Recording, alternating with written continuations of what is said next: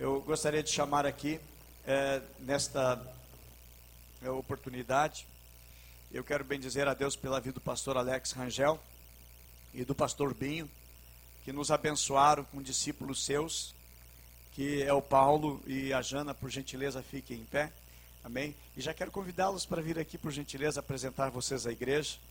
Esse casal, meus irmãos, que foi indicado pelo pastor Alex e pelo pastor Binho, que são os discipuladores deles, e nós estamos trazendo eles lá do Paraná para ministrar conosco e também para conhecer o nosso churrasco, né?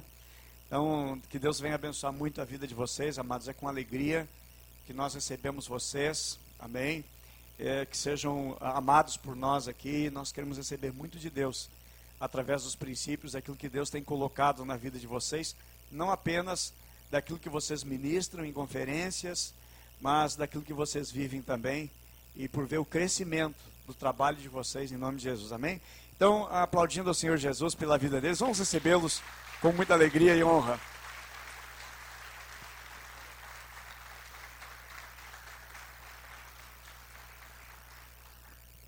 Saúde a igreja com a paz do Senhor Jesus, amém? É uma honra para nós estarmos aqui, né, conhecendo vocês. É a primeira vez nossa em São Leopoldo, né? Eu fico muito feliz mesmo, fico muito honrado, viu? Por vocês nos receber tão carinhosamente na igreja de vocês, amém? Sem se delongar muito, né, eu já gostaria de estar me apresentando e logo após aí já passando para a palavra, né? Porque a gente hoje tem muitas bênçãos para passar para a vida de vocês, né?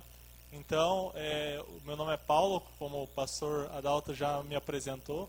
Sou casado com a Janaíne, nós já vamos para o 4º ano de casado, em janeiro. E desde 2007 nós estamos, eu estou na Igreja da Paz, né? Ainda quando era Adoração em Vida, não era Igreja da Paz. Conheci ali verdadeiramente o Senhor Jesus através do discipulado, através do cuidado 1 a 1. E através desse cuidado, né, eu fui inserido na vida da igreja, fui cuidado pela igreja, fui bem recebido, comecei a aprender os princípios que o Senhor queria para a minha vida. E nesse momento, né, eu comecei a ver aquilo que o Senhor tinha para a minha vida, principalmente, né, em relação a relacionamentos, né, relacionamento, porque quando eu não estava na igreja, né, eu estava afastado, eu acabei me frustrando, né, em relação àquilo que eu acreditava que era verdadeiro, né? Quando nós estamos no mundo, nós não conhecemos a verdade. E às vezes nós acabamos cometendo alguns erros, como eu cometi. E quando eu voltei para os caminhos do Senhor, né, em 2007, que eu comecei a conhecer os princípios de Deus para a minha vida, eu coloquei um propósito no meu coração, que eu queria que o Senhor me apresentasse a minha esposa, né? Eu fiz um voto com o Senhor de obedecer a minha liderança, os meus discipuladores. E eu fui inserido numa célula, aqui vocês chamam de aprisco, né? E nessa célula, queridos, eu comecei a crescer nos caminhos do Senhor. E depois de algum tempo, depois de 2 anos frequentando a célula, eu conheci a minha esposa, né? Conheci a Janaíne, né? Ela é prima do meu antigo discipulador. Hoje nós não caminhamos mais junto.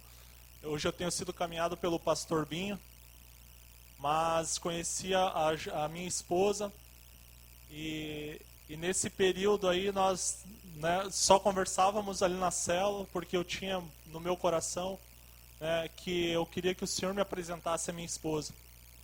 E nesse período eu comecei a me envolver com as coisas do Senhor, comecei a cuidar de pessoas, a discipular, me tornei um líder de célula. E aí eu comecei a observar que naquela célula, né, também tinha uma moça, né, muito comprometida com os princípios do Senhor, né, uma moça que verdadeiramente queria, né, servir ao Senhor, que amava o Senhor mais do que tudo. E nesse período, né, eu comecei a me apaixonar porque eu vi que ela representava tudo aquilo que eu pedia ao Senhor. Porém, nesse período, eu não fui logo abrindo meu coração para ela. Por quê?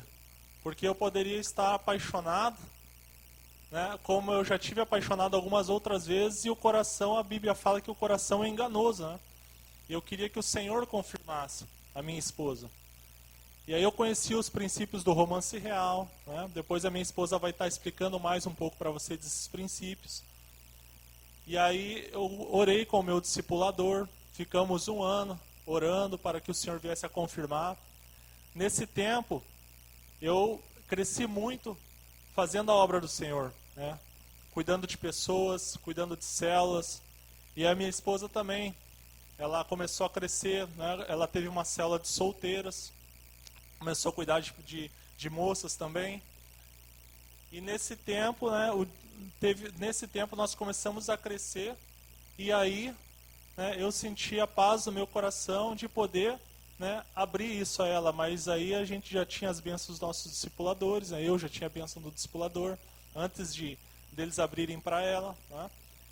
E nesse tempo aí nós entramos num propósito, que é o romance real. Depois de nós nos conhecermos, depois de nós nos conversarmos. Mas essa parte, queridos, como funciona bem a fundo, a minha esposa vai estar explicando um pouco mais a vocês. Amém? Porque hoje eu quero, nessa primeira parte da ministração, eu quero trazer uma mensagem, e o nome dessa mensagem é: quem é você? Hein?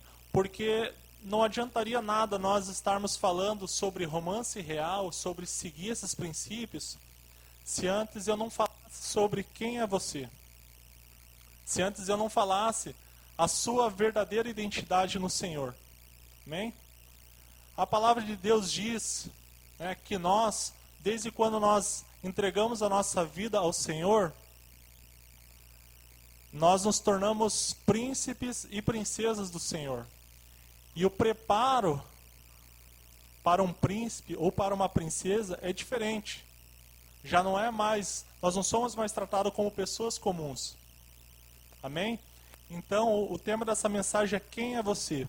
Eu gostaria que os irmãos estivessem abrindo em Gênesis 32.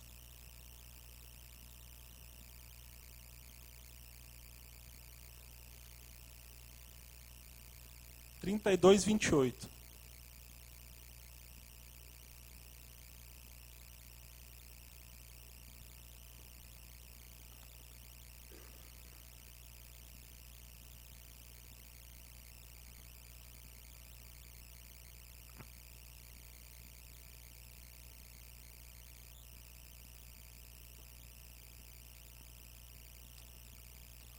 Amém, queridos? Diz assim, ó. Então disse o homem: seu nome não será mais Jacó, mas sim Israel, porque você lutou com Deus e com os homens e venceu. Essa passagem, queridos, mostra a identidade de um homem. Quando o homem da Bíblia, um homem chamado Jacó, ele teve um real encontro com o Senhor. Antes disso, né, eu gostaria de estar falando para vocês como foi a vida de Jacó. Jacó, pelo que a Bíblia diz, desde o seu nascimento, ele já nasceu agarrado ao calcanhar do seu irmão. Mas antes disso, a palavra de Deus diz que eles já lutavam dentro do ventre da mãe. E por causa disso, Rebeca, ela orou ao Senhor, e o Senhor falou para ela o porquê que ela sentia isso dentro do ventre dela. Aí o Senhor falou para ela que dali sairiam 2 nações, e o mais velho serviria o mais novo, o maior serviria o menor. E aí, desde o nascimento, Esaú nasce primeiro, peludo, ruivo, e logo atrás vem Jacó agarrado ao seu calcanhar. E aqui eu quero estar falando de 2 tipos de pessoas. Primeiro, Esaú vai representar na história um homem que não tinha menor apreço pelas promessas do Senhor em sua vida. Segundo, Jacó vai representar o cristão que tem fé, sabe daquilo que o Senhor quer para a sua vida, porém, ele tenta fazer segundo a força do seu braço, segundo a força da sua carne. Então, desde quando Jacó nasce, ele nasce agarrado ao calcanhar do seu irmão. Mas desde o ventre de sua mãe já existia uma promessa sobre a vida dele, que ele seria um príncipe, que ele seria grande na terra, que ele tinha promessas. Todas as promessas que estavam no seu antepassado Abraão estavam sobre a vida de Jacó. E o tempo se passa, os dois crescem, apesar de serem gêmeos, muito diferentes. A Bíblia fala que era selvagem, que era um homem extremamente indisciplinado, não conhecia o Senhor. Porém, Jacó era um homem mais manso, um homem diligente, um homem que era do lar. E os dois crescem, um é selvagem, um é da caça, e o pai acaba preferindo aquele que é da caça. E Jacó é preferido pela mãe, talvez por causa da promessa que estava sobre a vida dele. E em um determinado momento, Esaú está voltando de uma das suas caças, e ele chega novamente até Jacó, e Jacó está ali preparando um ensopado, e de repente ele pede para que Jacó dê um pouco daquele ensopado para ele, porque ele estava a ponto de morrer. Nesse momento, mais uma vez, Jacó demonstra alguém que tem as bênçãos sobre a sua vida, mas quer fazer segundo as suas próprias forças. E ele fala, eu te darei esse ensopado, mas em troca, eu quero a bênção da primogenitura que está sobre a sua vida. E ali, o Esaú, sem ter menor apreço sobre as bênçãos que estavam sobre a vida dele, vende. Em Hebreus, queridos, se vocês forem ler lá, em Hebreus vai falar que Esaú foi um homem perverso por ter vendido a sua primogenitura. Então ali ele vende por causa de um prato de ensopado, um prato de lentilhas, o que a Bíblia fala. Em determinado momento, agora o seu pai está mais velho, já está cego, e a Bíblia fala que Isaac chama Esaú para o abençoar antes que morra, mas ele quer que Esaú vá ao campo, traga uma caça, prepare e traga para ele para que ele assim possa abençoar. Quando ele vai, Rebeca estava atrás da porta ouvindo a conversa, e ela vai e avisa Jacó. Jacó prepara rapidamente aquele ensopado, leva até o seu pai, se faz passar por Esaú, e mais uma vez recebe a bênção de forma que o Senhor não agrada. Ele engana o seu pai se passando por Esaú.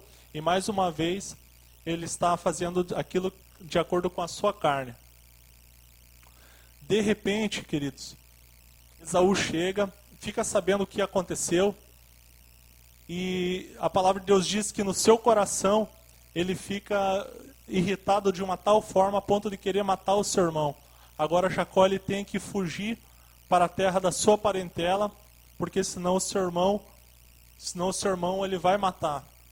Então, nesse momento, começa a formação da identidade de um homem.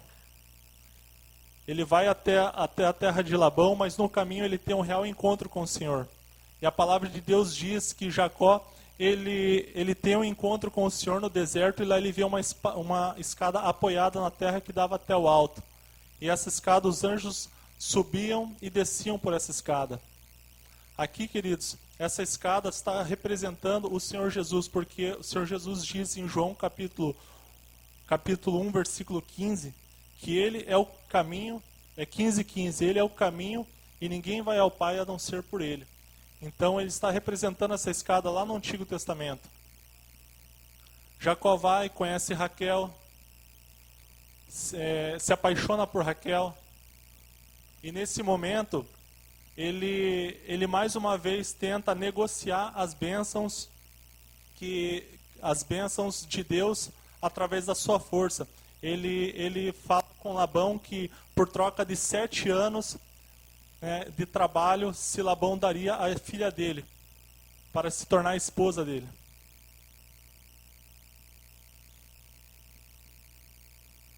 E nesse momento, Labão firma um acordo com ele. E após o acordo firmado, ele vai, trabalha, passa-se os 7 anos e ele pensa, agora eu terei Raquel por esposa. No final desse período, a Bíblia fala que ele está em sua tenda e quem entra na tenda para ser a sua esposa, entra Lia. E nessa parte da história, queridos, eu quero abrir um parênteses aqui. Porque Lia, nesse momento, é a filha mais velha. Raquel era o sonho de Jacó, porém Lia era a realidade. Quantos, hoje se casam por motivos errados, talvez segundo a força do seu próprio braço, pelos teus próprios princípios, mas acordam, sonham com Raquel, mas acordam no dia seguinte com Lia. Vocês sabem que Lia, o significado do nome de Lia na palavra de Deus quer dizer vaca braba, vaca selvagem. Porém Raquel quer dizer meiga, ou seja, você sonha com Raquel e acorda com uma vaca braba do lado. Então assim são muitos casais que casam sem conhecer com quem que vai casar, sem conhecer verdadeiramente quem que é a esposa, casam pelos princípios errados, mas quando chega no dia do casamento, muitos até no primeiro dia de casado já acabam brigando. Então isso acontece com Jacó. Jacó ele tem essa triste experiência sobre a vida dele, por ele ter enganado seu pai, por ele ter enganado seu irmão, porque até aquele momento ele fazia as coisas segundo a sua própria força. Só que, queridos, Jacó ele tinha algo sobre a vida dele, ele tinha uma promessa. Ele tinha uma promessa sobre a vida dele. E Deus conhecia ele desde o ventre da mãe dele. Amém? E ele começa ter que trabalhar mais 7 anos para então ter Raquel. Mas naquele momento o Senhor começa a preparar ele. Naquele momento, Deus começa a falar no coração de Raquel, de Jacó. E eu quero crer, queridos, que naquele momento ele começou a refletir sobre tudo aquilo que ele tinha feito até então.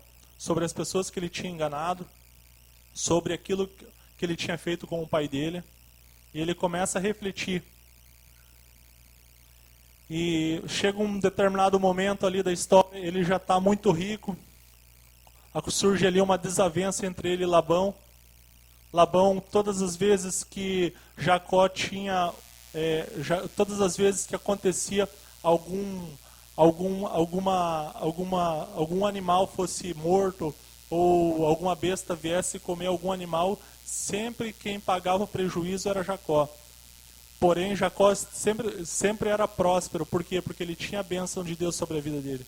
Então, depois de 20 anos, Deus fala para Jacó, volta para a terra da sua parentela. Porque Deus queria dar uma identidade a Jacó. Talvez Deus precisasse descer e falar quem Jacó era. Qual era a sua identidade? Jacó, nesse momento, tudo que ele queria é voltar para a terra dos seus parentes em paz, sem as ameaças do irmão. Mas ele não tinha coragem.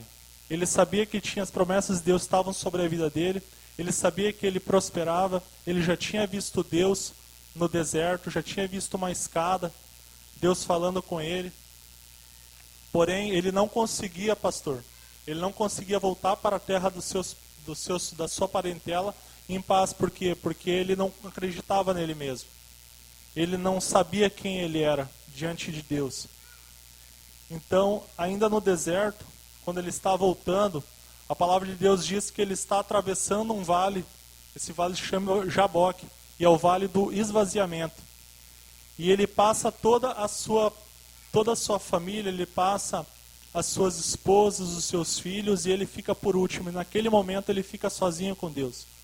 E naquele momento, um varão se apresenta e ele vê que aquele varão tem algo diferente. Aquele varão era aquele que estava ali para firmar a sua identidade. Amém? E ele começa a lutar com esse varão, porque ele queria ser abençoado. E ele começa a lutar.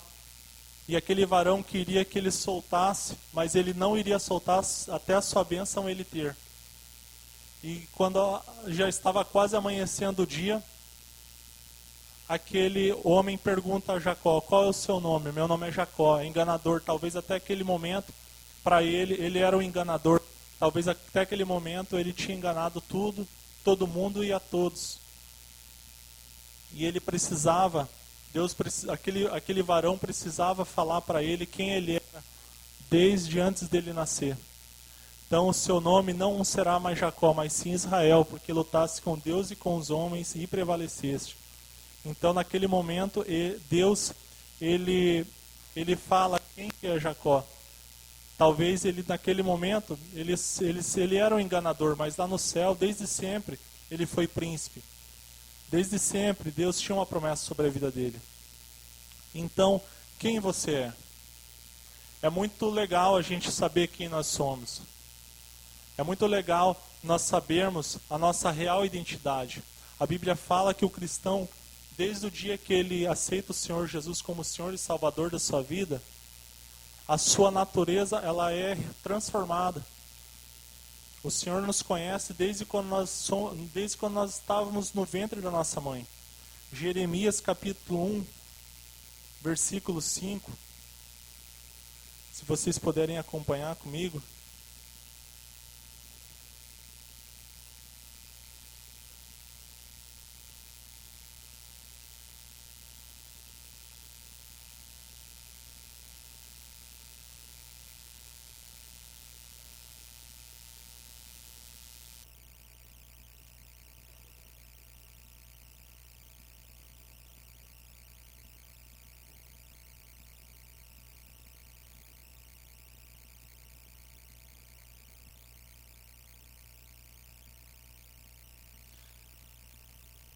Diz assim: antes de formá-lo no ventre, eu o escolhi, e antes de você nascer, eu o separei. E eu designei profeta às nações. Isaías 43, 1.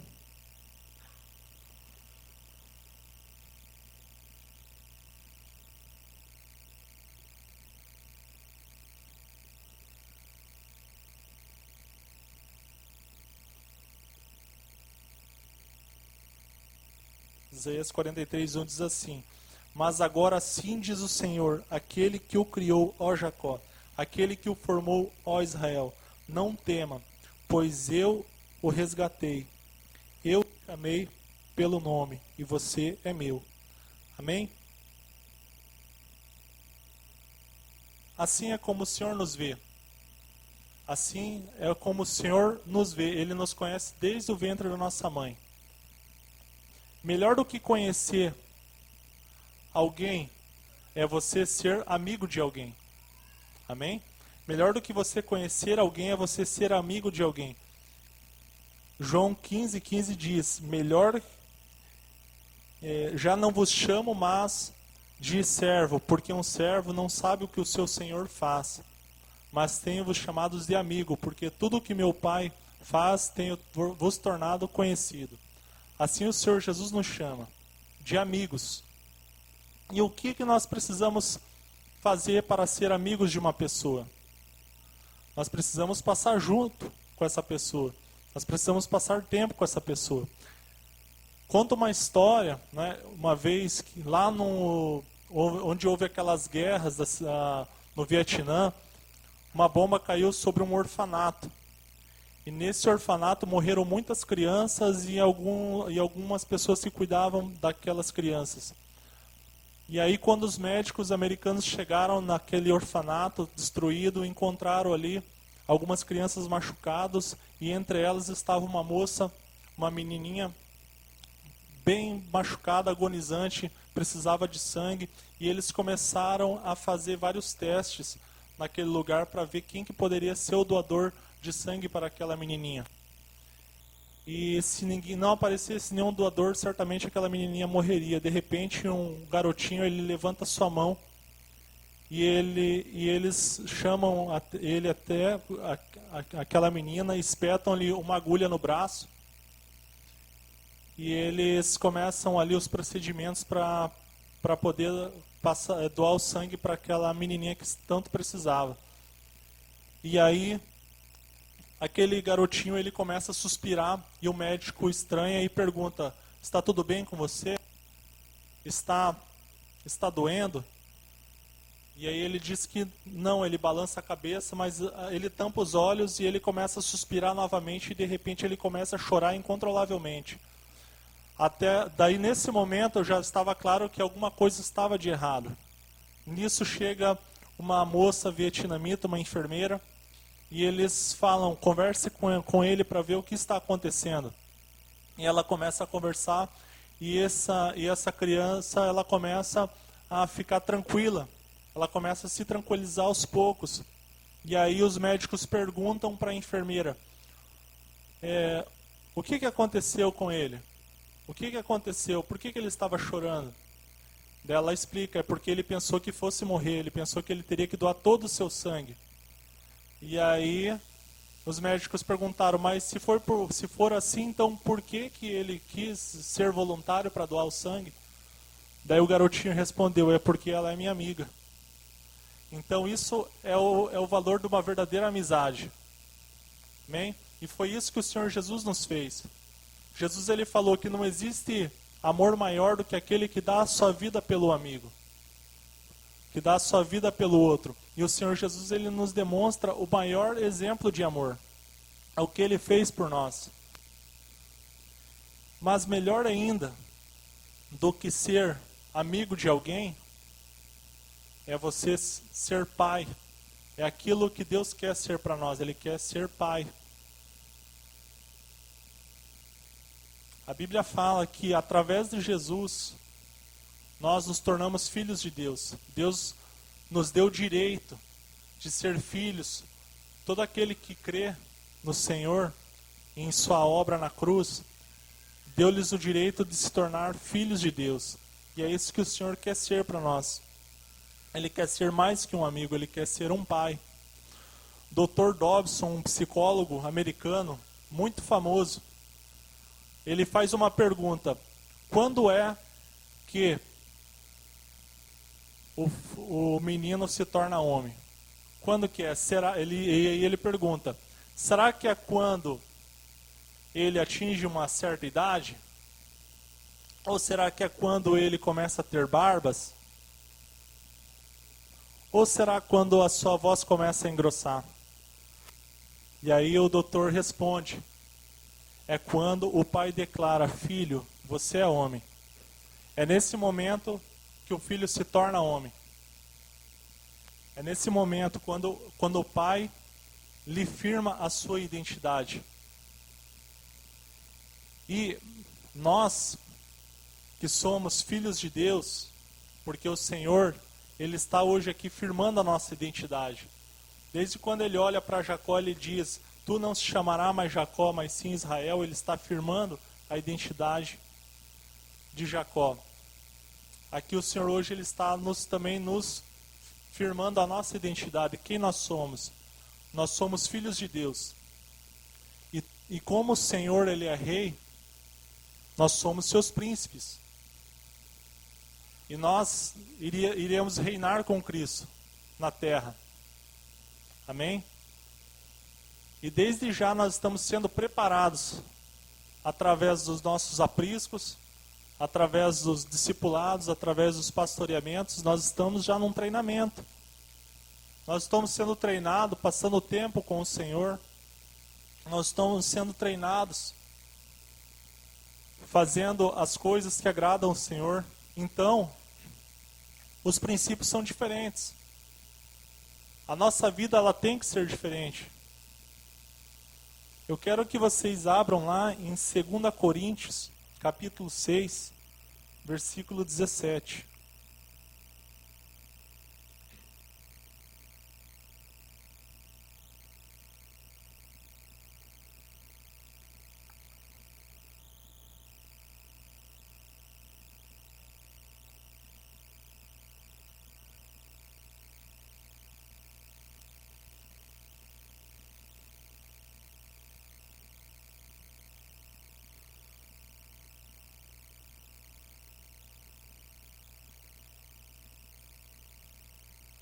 Diz assim, ó, portanto, saiam do meio deles e separem-se, diz o Senhor. Não toquem em coisas impuras, e eu os receberei. E lhes serei pai, e vocês serão meus filhos e minhas filhas, diz o Senhor Todo-Poderoso. Amém? Assim que o Senhor, essa é a ordem para o Senhor sobre as nossas vidas. Nós somos separados, nós somos uma geração eleita, um sacerdócio santo. Então o treinamento é diferente, os princípios são diferentes. Nós não podemos ser iguais às pessoas do mundo. Eu quero dizer para vocês, queridos, que desde quando eu comecei a entender quem eu era no Senhor, eu comecei a querer um casamento onde o Senhor estivesse presente. Lá em casa, quem manda não sou eu, não é minha esposa, mas lá é o Senhor Jesus que manda. Então, queridos, vocês precisam assim crer também. Eu e minha esposa, nós começamos a fazer os princípios do romance real, nós começamos a buscar. Nós fomos o terceiro casal da igreja que começou com os princípios do romance real.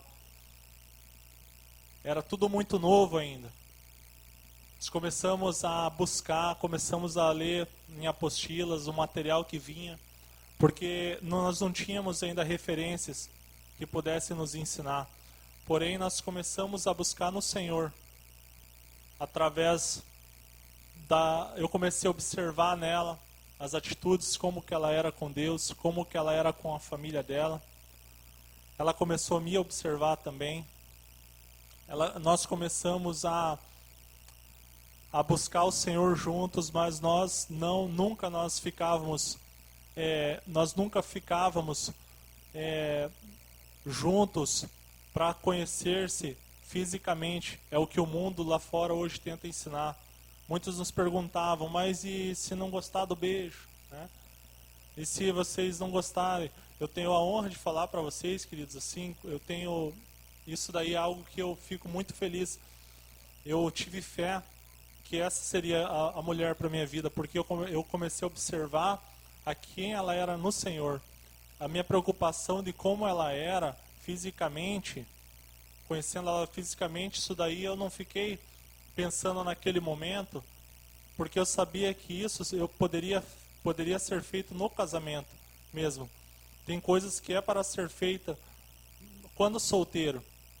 E eu dei o meu primeiro beijo na minha esposa lá no altar, que foi um propósito que eu firmei com ela, de poder beijá-la só no altar.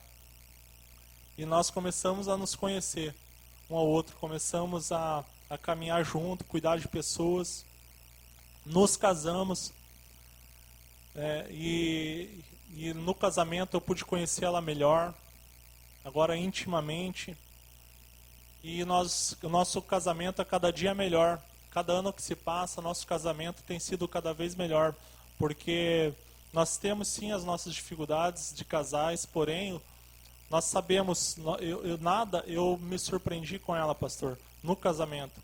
E ela também nada se surpreendeu comigo, porque ela me conhecia. E hoje nós estamos numa crescente no Senhor. Nós temos certeza que, né, quando alguma coisa está errada, ela vai orar no canto dela, eu vou para o meu orar, e o Senhor ele nos une naquele momento. E hoje é uma grande alegria poder estar falando dos princípios do romance real, porque o treinamento para os filhos de Deus é diferente.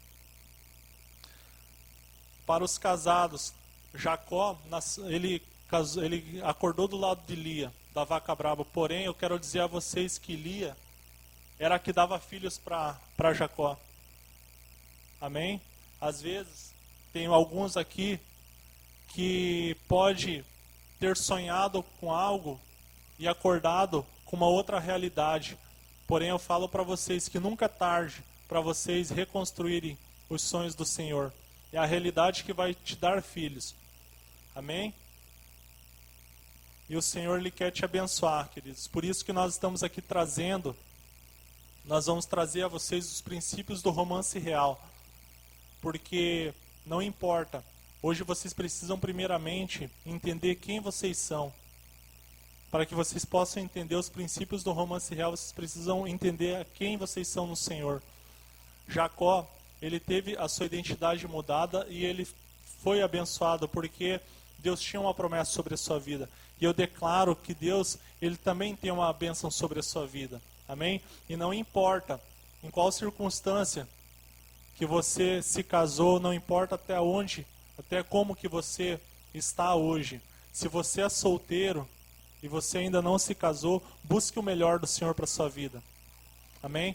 Porém, se você já está casado e você acha no seu coração, se você entende no seu coração que você, né, não está casado com o sonho que um dia você sonhou, saiba você que Deus, ele quer restaurar o seu casamento, ele quer te dar um casamento abençoado.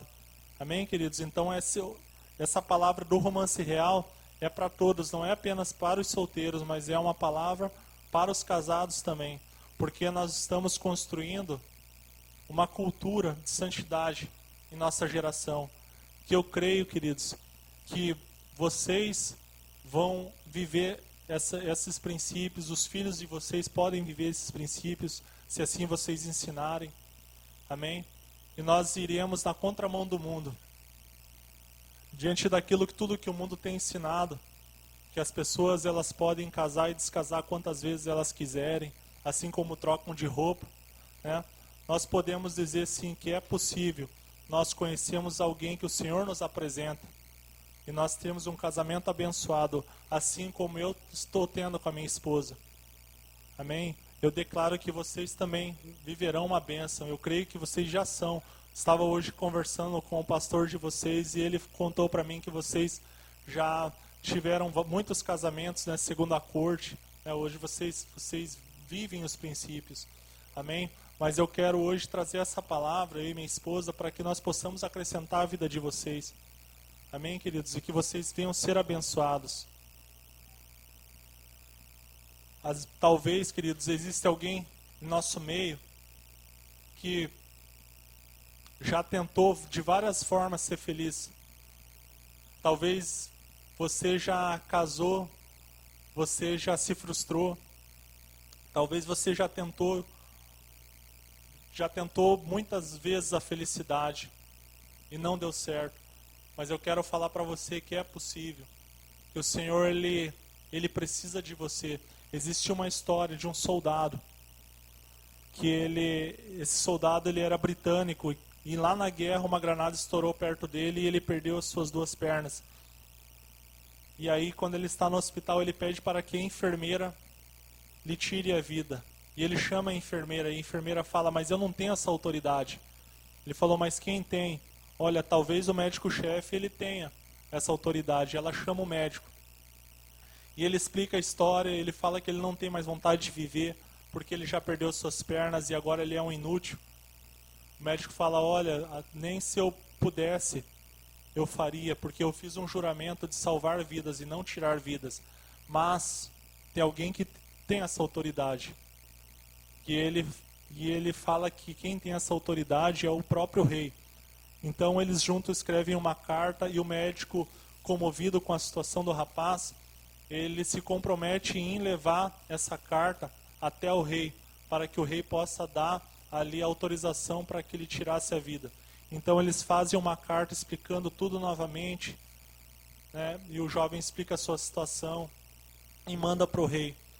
E o rei imediatamente responde aquela carta em forma de telegrama com 4 palavras: eu preciso de você.